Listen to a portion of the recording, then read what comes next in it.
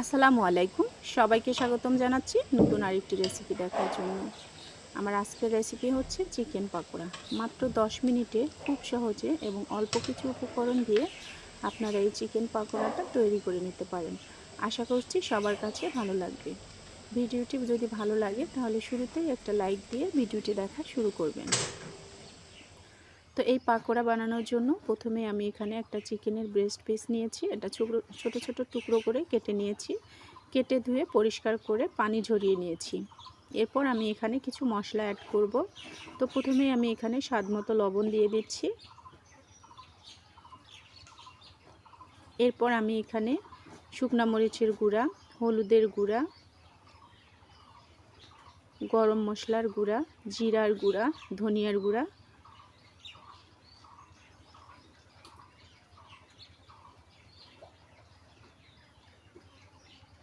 আর আমি অল্প কিছুটা কাঁচামরিচ বাটা দিয়ে দিচ্ছি।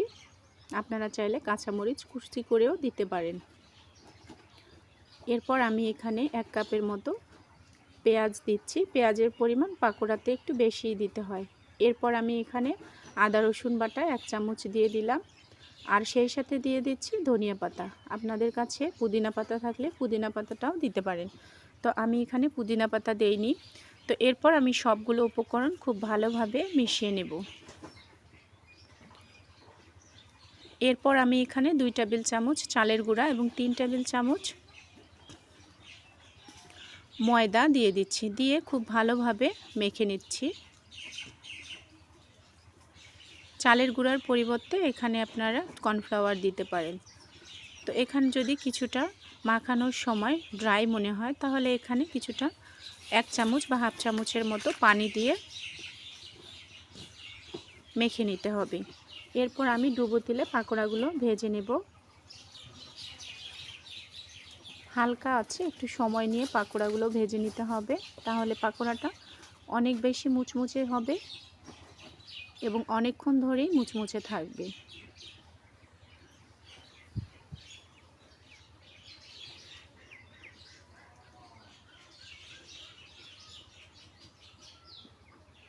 অল্প মশলা দিয়ে এবং ঝটপট আমি এই পাকোড়াটা তৈরি করে নিচ্ছি। আর এই পাকোড়াটা খেতে অসম্ভব মজাদার হয়ে থাকে। আপনারা বাচ্চার টিফিনে কিংবা বিকালের স্ন্যাক্স হিসাবেও এই পাকোড়াটি খেতে পারেন। যখন পাকোড়াগুলোতে কালার চলে আসবে তখন আমি একটা স্ট্রেনারের সাহায্যে তেল ঝরিয়ে উঠিয়ে নেব।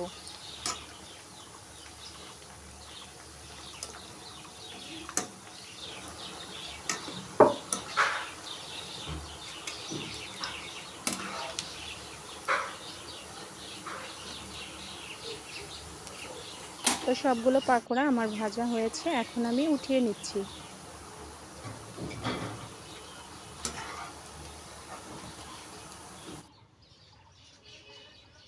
তো দেখতেই পাচ্ছেন কতটা সুন্দর হয়েছে।